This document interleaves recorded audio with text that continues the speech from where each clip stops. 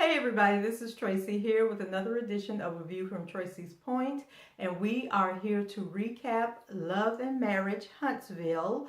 This is season 1, episode 1, which was titled Rocket City Revival.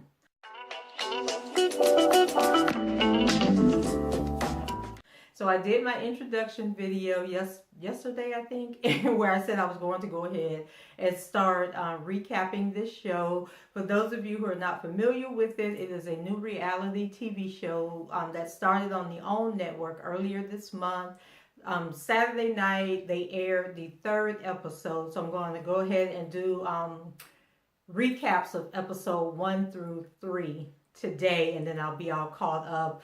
The show, the original episodes air on Saturday nights on the OWN network, 279 on DirecTV at 10 o'clock p.m. following Iyanla Fix My Life.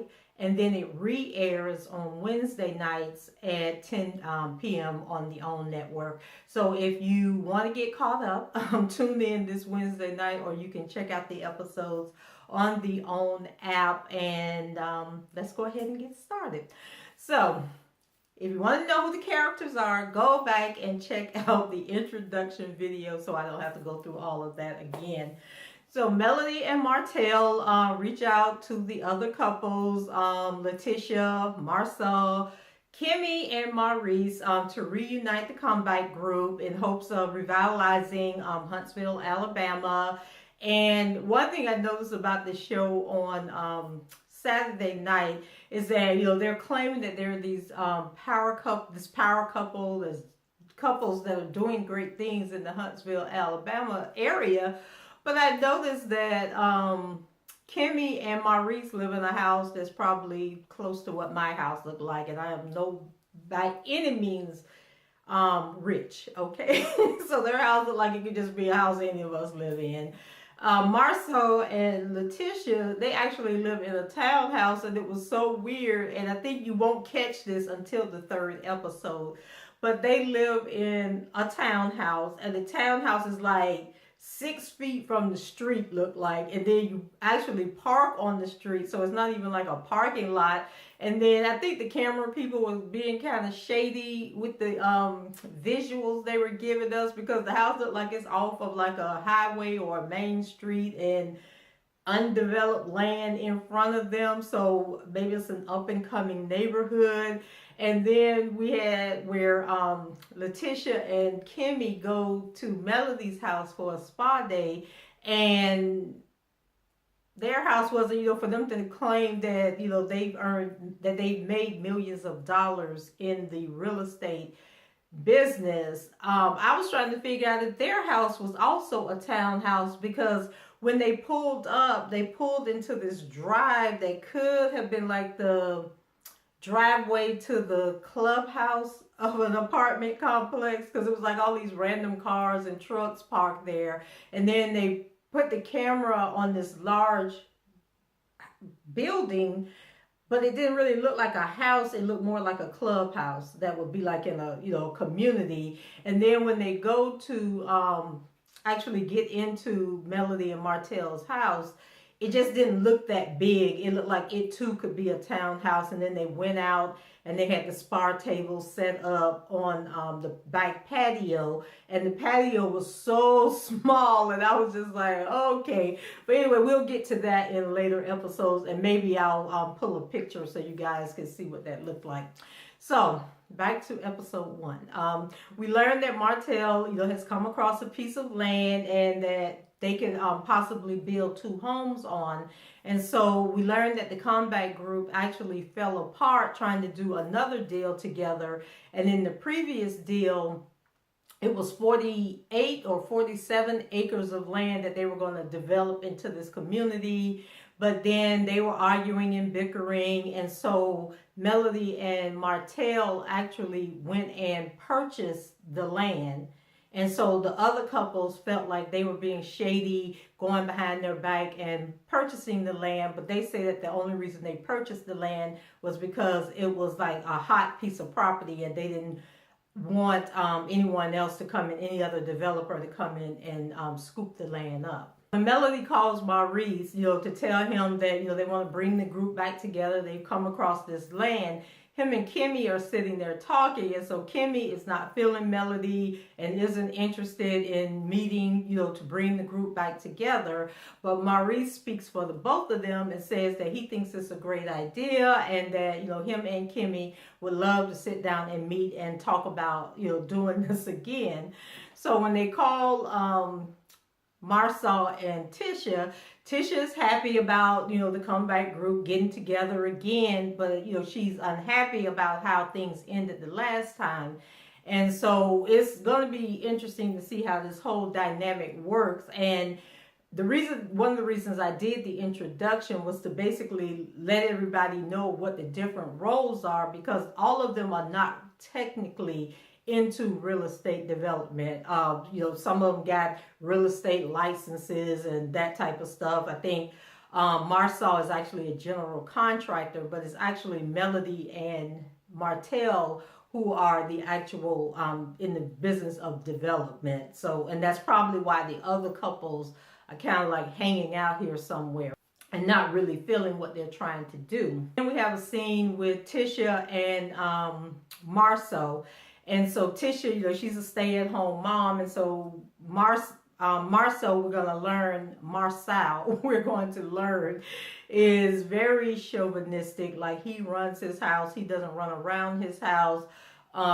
He makes all the decisions, or so he thinks. And so he is very narrow-minded, straightforward. And if you said 10 years ago, I'm going to do this or I'm going to do that, he's going to hold you to this or that. You don't get to change your mind. And that's what Tisha's storyline is going to turn out being, that she agreed, or maybe not disagreed, to be a stay-at-home mom, but now she wants to get into the business world and work outside the home, and he's not feeling it.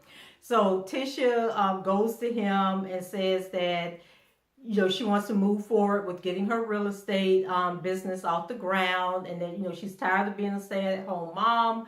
And then Marsau reminds her that they decided years ago that she would be a full-time mom until the youngest child, I think they have 3 kids, and that the youngest had to be 5 before she could re-enter the workforce.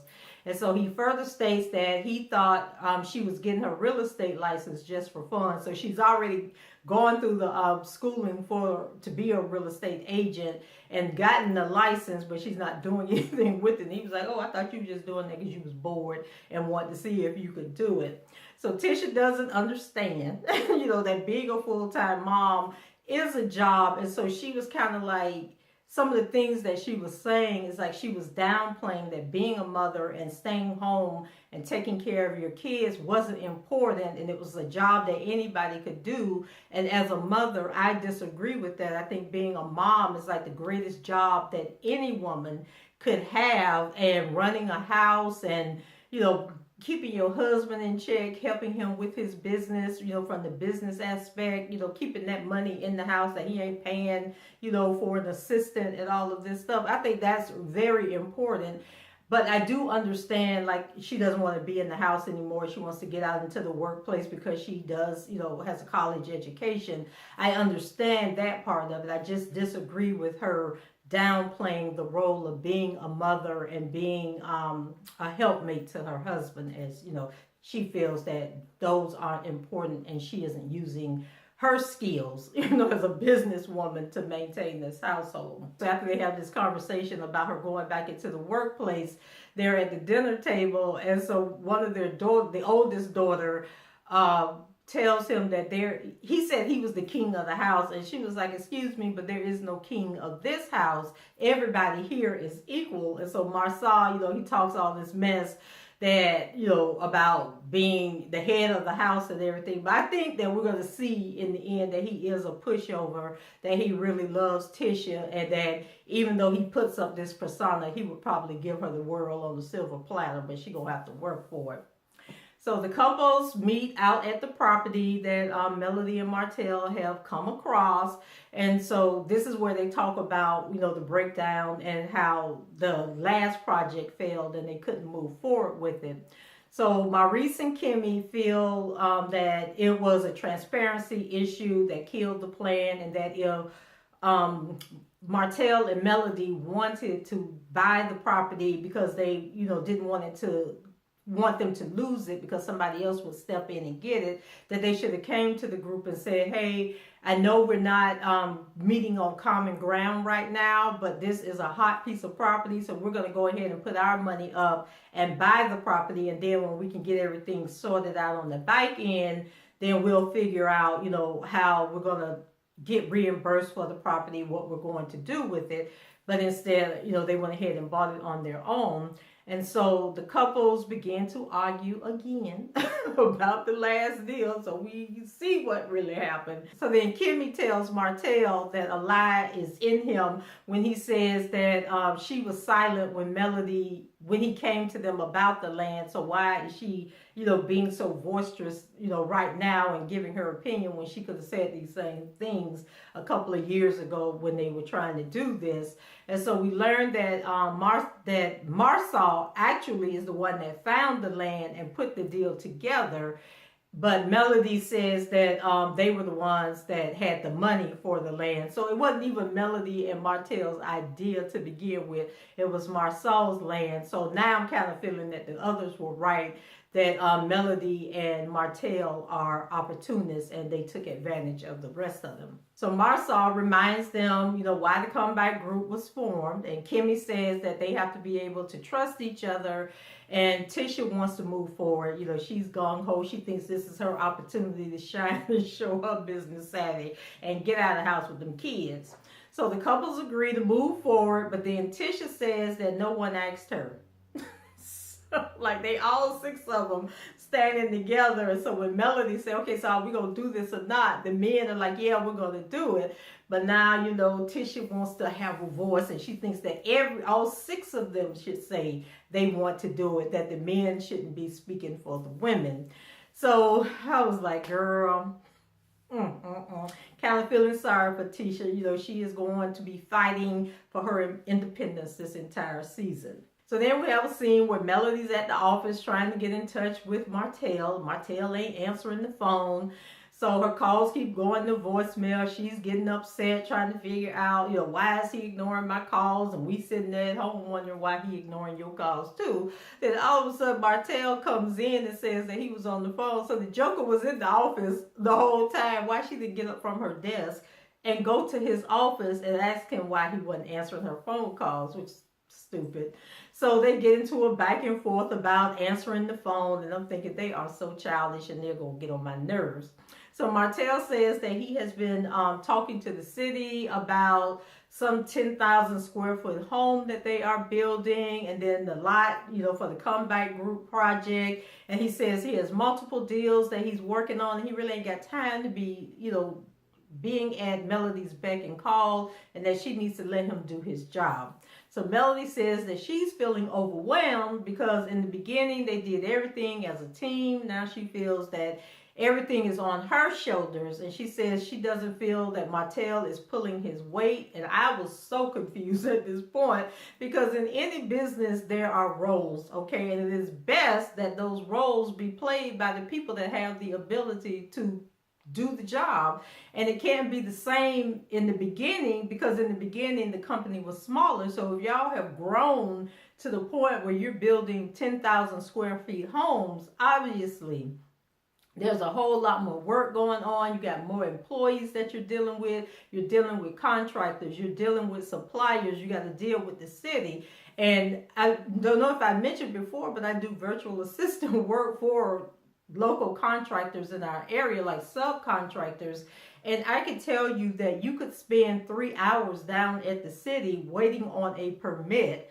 You have to sit there and, like, for example, if a person has like wood on the outside of their house and then they decide to get the house stuccoed, then they have to wrap that wood, wait for the city to come out, the city to say, okay, the wood is installed. Well, actually, before they can wrap the wood, the city comes out, checks the installation of the wood to say, okay, it was installed properly. Then you wrap the wood with like a moisture barrier, and the city has to come out again and make sure the moisture barrier is installed correctly, then you get to stucco the house. And that, depending on how the city is operating, could take like a whole week to get that done, or it could take a day or two. So I understand what he's saying about, you know, the work that he's doing. But she's sitting there in the office all dressed up pretty, like dictating how things should run, calling him just to say hello or whatever. So I'm like, Melanie, get over yourself. Martell, you know, basically tells her that he's confident about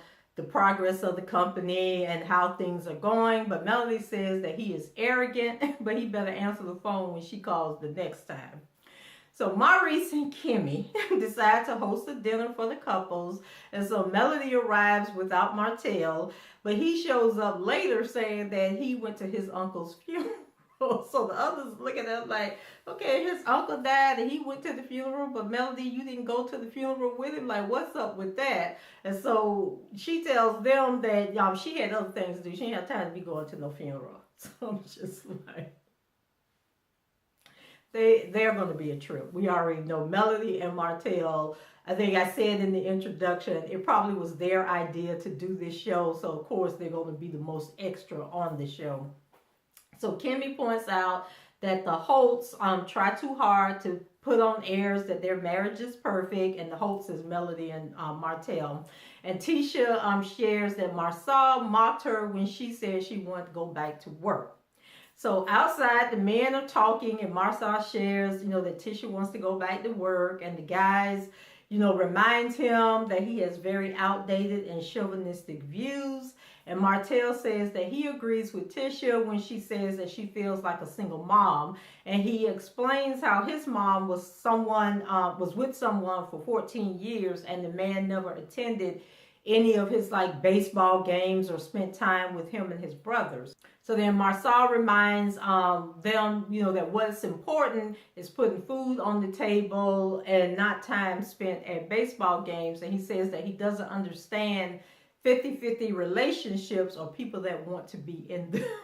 Like, everybody need to be bringing 100 to the table, which I agree with. And so he feels that his 100 is going out there working, making money, being a provider for the family, and that Tisha's 100 is taking care of the household and taking care of the family. But Marsau, I think 100 and 100 is that you both are doing that equally. But I do believe in the whole concept that you got to bring 100 to the table, because in relationships where people talk about bringing 50-50, 50 plus 50 equals 100. So that means if one day I'm only at 45, then our 100 is reduced to 95. And then if you only at 45 and I'm only at 45, then we only got 90. Okay, and so that's when the marriage starts to break down and the enemy can get in and things just aren't right. So people get away from that 50-50 concept. It's 100-100, because if I'm bringing 100 and he bringing 100, we got 200 together. That means we got a whole 100 to play with, okay? Moving on. So the couple sit down for dinner, and Melody wants to talk relationships. So it is the opening for her to ask how the couples feel about infidelity. So I love the camaraderie between all the couples, but Melody is messy as hell. And if they don't be careful, she is going to have everybody questioning how solid their relationships are. So Melody doesn't like how submissive Tisha is. She thinks that Kimmy waited too long. But girl, we sitting there saying your husband cheated on you, because that's what the whole conversation was about, was to get their ideas on infidelity. So she asks what the deal breaker was for each person. So Marsau says that he has no deal breakers because he ain't trying to break the deal, that he in this marriage thing forever, to death do us part. And then Tisha says that infidelity and abuse would do it for her.